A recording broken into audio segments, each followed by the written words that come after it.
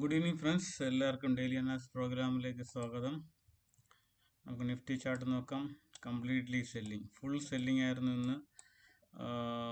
Day candle Singh almost സിങ്ങിൻ്റെ അടുത്ത് എത്തിയിട്ടുണ്ട്. നാളെയും സെല്ലിങ് കണ്ടിന്യൂ ചെയ്യാനുള്ള ചാൻസാണ് കൂടുതലും കാണുന്നത്.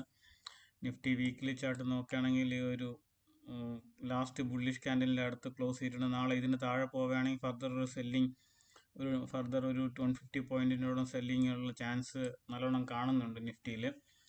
ബാങ്ക് നിഫ്റ്റിയും സെല്ലിങ് തന്നെയായിരുന്നു. നിഫ്റ്റി 5 മിനിറ്റ് ചാർട്ട് നോക്കുകയാണെങ്കിൽ നമ്മൾ ഓൾറെഡി ബാങ്ക് നിഫ്റ്റിയാണ് പൊസിഷണൽ ട്രേഡ് പറഞ്ഞിട്ടുള്ളത്. ഞാൻ അങ്ങോട്ട് വരുമ്പോൾ സംസാരിക്കാം. സോ നിഫ്റ്റി നമ്മൾ പറഞ്ഞ നിഫ്റ്റി ഇതാണ് നമ്മുടെ ലാസ്റ്റ് സപ്പോർട്ട് ഉണ്ടായിരുന്നത്. ആ സപ്പോർട്ട് ഇന്നലത്തെ സപ്പോർട്ടായിരുന്നു. അത് ക്രോസ് ചെയ്തു.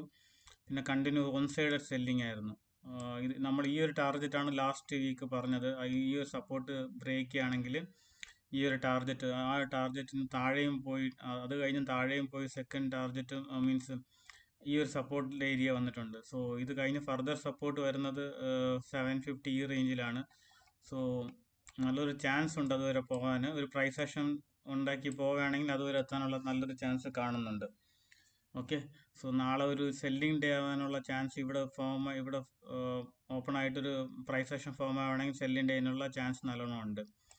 ബാങ്ക് നിഫ്റ്റി ആണെങ്കിൽ ബാങ്ക് നിഫ്റ്റി ചെറിയൊരു മൊമെൻറ്റം കാണിച്ചു. ബാങ്ക് നിഫ്റ്റി അത്ര ഒരു നെഗറ്റീവ് അല്ലായിരുന്നു. ചെറിയൊരു ബുള്ളിഷ് മൊമെൻറ്റം കാണിച്ചിട്ട് പിന്നെ അവിടെ നിന്ന് പിന്നെ ഫർദർ സെൽ ഓഫ് ആയിരുന്നു. ഈ ഒരു സപ്പോർട്ട് ബ്രേക്ക് ചെയ്തപ്പോൾ പിന്നെ day high first 5 minute candle day low break ചെയ്തപ്പോൾ പിന്നെ കണ്ടിന്യൂസ് സെല്ലിംഗ് തന്നെ ആയിരുന്നു. ബാങ്ക് നിഫ്റ്റിയിൽ അത്ര ഒരു ബെയറിഷ് അല്ലായിരുന്നു. അതാണ് ഞാൻ ബാങ്ക് നിഫ്റ്റിയിൽ ഞാൻ പൊസിഷണൽ ട്രേഡ് ബുള്ളിഷ് പറഞ്ഞത്. ബാങ്ക് നിഫ്റ്റി നോക്കുകയാണെങ്കിൽ നിഫ്റ്റി ആണെങ്കിൽ ഈ ഒരു ക്യാൻഡിലിൻ്റെ ക്രോസ് ചെയ്തിട്ടുണ്ടായിരുന്നു. ബാങ്ക് നിഫ്റ്റി ആണെങ്കിൽ ആ ഒരു ക്യാൻഡിലിന് 50% ആയിട്ടില്ല. സോ അതാണ് ഞാൻ ബാങ്ക് നിഫ്റ്റിയിൽ പൊസിഷണൽ ട്രേഡ് പറഞ്ഞത്. ബട്ട് നമ്മൾ 2 ട്രേഡും സ്റ്റോപ്പ് ലോസ് ഹിറ്റ് ആയിട്ടുണ്ടായിരുന്നു. സോ ഫർദർ നമ്മൾ ഇന്ന് പറഞ്ഞത് ഈ ഒരു ഏരിയ ക്രോസ് ചെയ്യുകയാണെങ്കിൽ ഫർദർ ട്രേഡ് എടുക്കുമെന്ന് പറഞ്ഞത്. പക്ഷേ ആ ഏരിയയിൽ വന്നിട്ടുണ്ടായില്ല. സോ ട്രേഡ് ഒന്നും എക്സിക്യൂട്ട് ആയിട്ടില്ല. സോ ബിറ്റ് കോയിൻ നോക്കുകയാണെങ്കിൽ ബിറ്റ് കോയിന് നമുക്ക് ഡെയിലി ക്യാൻഡിൽ നോക്കാം.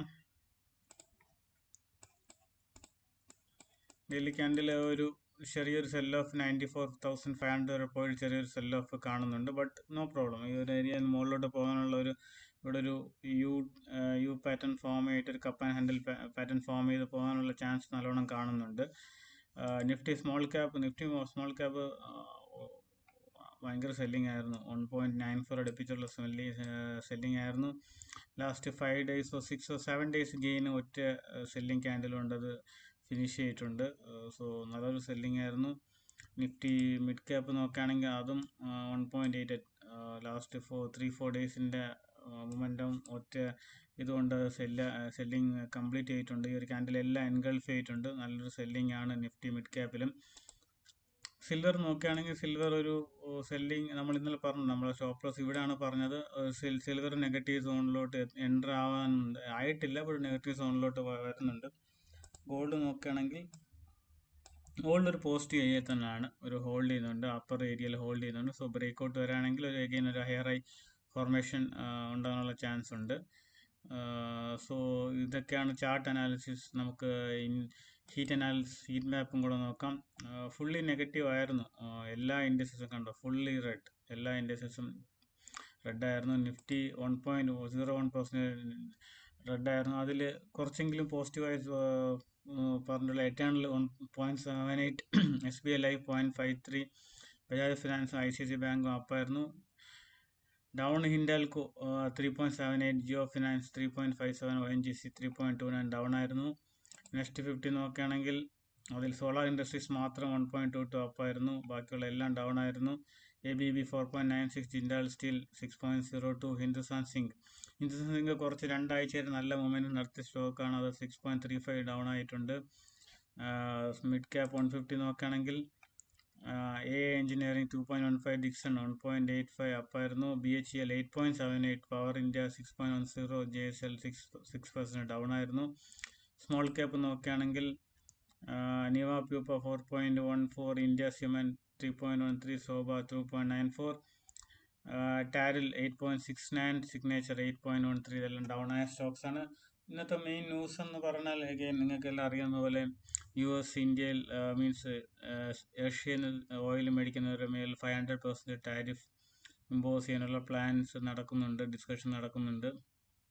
സോ ആ ഒരു ബില്ല് പാസ്സാവുകയാണെങ്കിൽ ഇന്ത്യ, ബ്രസീൽ, ചൈന പോലുള്ള കൺട്രീസിനെ എഫക്റ്റ് ചെയ്യും. ഓൾറെഡി ഇന്ത്യയിൽ 50% ടാരിഫ് ഓൾറെഡി ഇമ്പോസ് ചെയ്തിട്ടുണ്ട്. സോ ഫർദർ ഒരു ടാരിഫ് വരാണെങ്കിൽ പിന്നെ ഇന്ത്യക്കും US-ലോട്ട് ഇമ്പോർട്ട് ചെയ്യാനുള്ള ചാൻസ് വളരെ കുറവായിരിക്കും. പ്രൈസ് വി കനോട്ട് കോമ്പറ്റീറ്റർ പ്രൈസായിട്ട് മീറ്റ് ചെയ്യാൻ പറ്റില്ല. സോ നമ്മളെല്ലാവരും ട്രേഡ് ഡീൽ എക്സ്പെക്ട് ചെയ്തതാണ് ബൈ മാർച്ച് ഓർ ഫെബ്രുവരി എൻഡിൽ എക്സ്പെക്ട് ചെയ്തായിരുന്നു. ബട്ട് സഡൻലി ഇങ്ങനത്തെ ഒരു ന്യൂസ് വരുമ്പോൾ ആ ഒരു ട്രേഡ് ഡീലിനുള്ള സാധ്യത വളരെ മങ്ങിയിരിക്കുകയാണ്.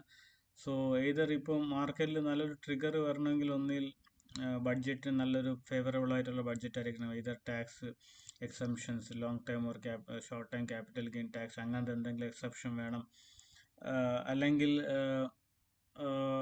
ഇതേപോലത്തെ ട്രേഡ് ഡീൽ, അല്ലെങ്കിൽ റഷ്യ യുക്രൈൻ പീസ് ഡീൽ, ഇതിലേതെങ്കിലും ഒരു കാര്യം ഉണ്ടെങ്കിലേ മാർക്കറ്റിനൊരു ട്രിഗർ ഉണ്ടാകത്തുള്ളൂ. ഇപ്പം കറൻ്റ്ലി മാർക്കറ്റിലൊരു നെഗറ്റീവ്